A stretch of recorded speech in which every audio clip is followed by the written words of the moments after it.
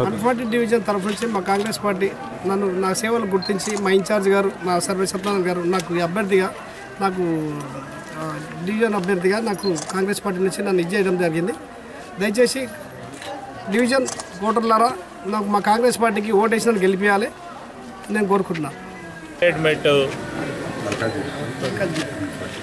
140 డివిజన్కి సంబంధించి మల్కాజిగిరి నియోజకవర్గానికి సంబంధించి ఎన్నికల ప్రచార కార్యక్రమంలో మాతో పాటు మరి నియోజకవర్గ కాంగ్రెస్ పార్టీ ఇన్ఛార్జిగా ఉన్న శ్రీధర్ గారు, అభ్యర్థి సోదరుడు శ్రీనివాస్ గారు, మా కాంగ్రెస్ మిత్రులు సోదరులు సోదరుమణులందరూ కూడా పాల్గొంటూ ఉన్నారు.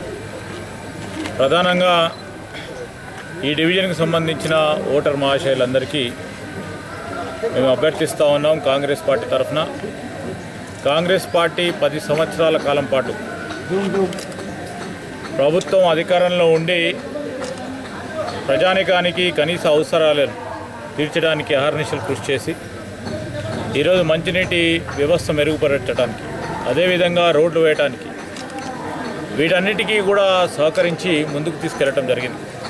ఆనాడు శ్రీధర్ గారు ఉన్నా, ఆనాడు మా శాసనసభ్యుడు కాంగ్రెస్ పార్టీ పరంగా ఉన్న ఈ డివిజన్కు సంబంధించి కానీ ఈ నియోజకవర్గానికి సంబంధించి కానీ అనేక అభివృద్ధి సంక్షేమ కార్యక్రమాలు మేము కాంగ్రెస్ పార్టీ పరంగా చేయటం కూడా జరిగింది.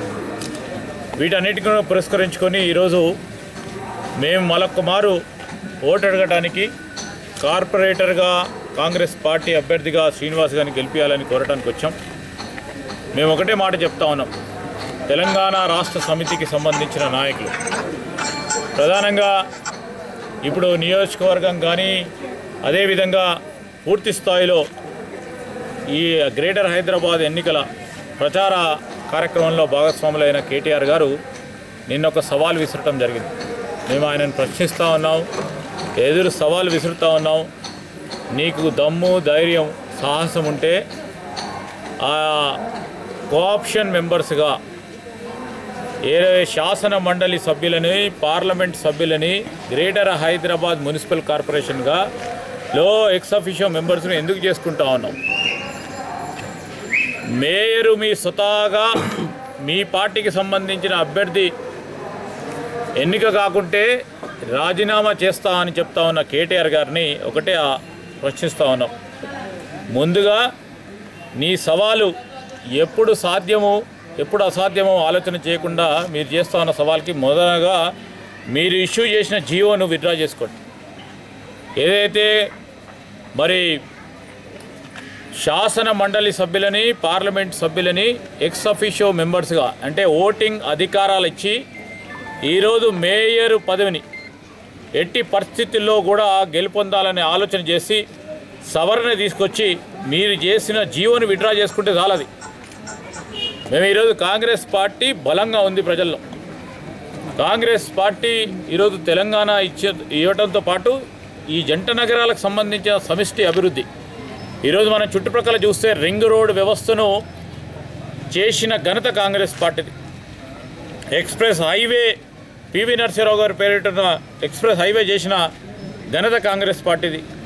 కృష్ణా ఫేజ్ 1, ఫేజ్ 2, ఫేజ్ 3 మరొకసారి పెరుగుతున్న జనాభా జంట నగరాలకు సంబంధించి గోదావరి నది జలాల ద్వారా కూడా ఇక్కడ దాహార్తి ఉండకూడదని ఉద్దేశంతోనే గోదావరి నది జలాలను తీసుకొచ్చి నీరందించే కార్యక్రమం 2008లో మొదలు పెడితే గత సంవత్సరమే అయిపోయేది ఉండే. వీరు ఆలస్యం చేసి ఈ సంవత్సరం గొప్పలు చెప్పుకోవడానికి గ్రేటర్ హైదరాబాద్ ఎలక్షన్లు వస్తున్నాయి, ఎలక్షన్ల ముందట ఏదో కార్యక్రమం చేయాలని మిగిలిపోయిన 1%, 2% పనులు చేసి కేటీఆర్ గారు ఫోటోలు దిగుతున్నారు నీళ్ళు ఇచ్చేటప్పుడు. ఇది సిగ్గు చేయటం చెప్తా ఉన్నాం. మీరు చేసిన కార్యక్రమం చేయలేరు అనుకుంటే 2 సంవత్సరాల్లో ఏ కార్యక్రమం మీరు మొదలు పెట్టాలో చెప్పాలి. మల్టీ లెవెల్ ఫ్లైఓవర్స్ అని చెప్తా ఉన్నారు. జియో లేని గవర్నమెంట్ ఆర్డర్ అంటే ఫైనాన్షియల్ శాంక్షన్ లేకుండా, అడ్మినిస్ట్రేటివ్ శాంక్షన్ లేకుండా ప్రజలను మభ్యపెట్టడానికి ఫౌండేషన్ స్టోన్స్ వేసారు. ఈరోజు వారు చేస్తూ ఉన్న ప్రతి ఒక్క పని, వారు శంకుస్థాపనలతో పాటు ప్రారంభోత్సవం చేస్తున్న అనేక కార్యక్రమాలు కాంగ్రెస్ పార్టీ ప్రభుత్వంలో శాంక్షన్ చేసినవి.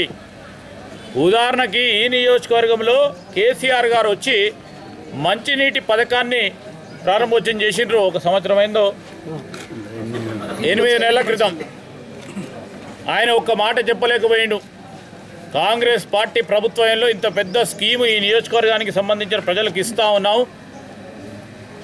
ప్రభుత్వం మార్పు జరిగింది కనుక మేము చేస్తూ ఉన్నాం, దీని ప్రారంభోత్సవం చెప్పలేని పరిస్థితుల్లో మేమే చేసినామని ఆది నాయకుడు చెప్తా ఉంటే కింద ఉన్న స్థాయి నాయకులు కూడా అదే విధంగా మాట్లాడుతూ ఉన్నారు.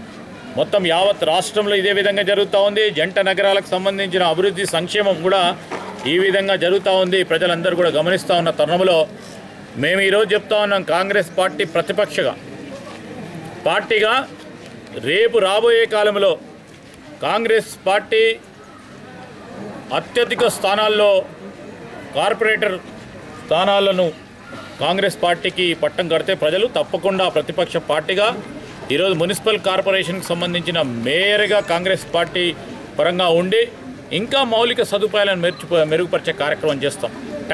ట్యాక్సులు పెంచకుండా ఈరోజు మా మేనిఫెస్టో పరంగా అనేక కార్యక్రమాలు ప్రజలను ఉద్దేశించి ఈరోజు పెరుగుతూ ఉన్న జనాభాను ఉద్దేశించి చేసిన కార్యక్రమాలను కూడా మనం చూస్తూ ఉన్నాం.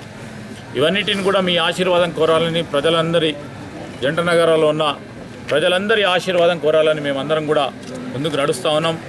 మరి జంట నగరాల్లో ఉన్న ప్రజానికానికి మేము కోరుతూ ఉన్నాం, ఈరోజు కాంగ్రెస్ పార్టీ అభ్యర్థులను గెలిపించి తీరితే జవాబుదారితనంతో. ఉదాహరణకి శ్రీనివాస్ గారు ఉన్నారు, మా కాంగ్రెస్ పార్టీ కార్యకర్తగా నాయకుడిగా వారిని ఈరోజు గుర్తించి ప్రజల్లో ఉండే వ్యక్తిగా ఈరోజు చిన్న పని వచ్చినా పెద్ద పని వచ్చినా మేమున్నాము మీ పరంగా అని ప్రజలకు విశ్వాసం కలిగించిన నాయకత్వాన్ని ఈరోజు మళ్ళా కార్పొరేటర్ స్థానంగా ఎన్నుకోవాలని వారి ముందర పెట్టాం. వారిని ఆశీర్వదించాలని కోరుతా ఉన్నాం.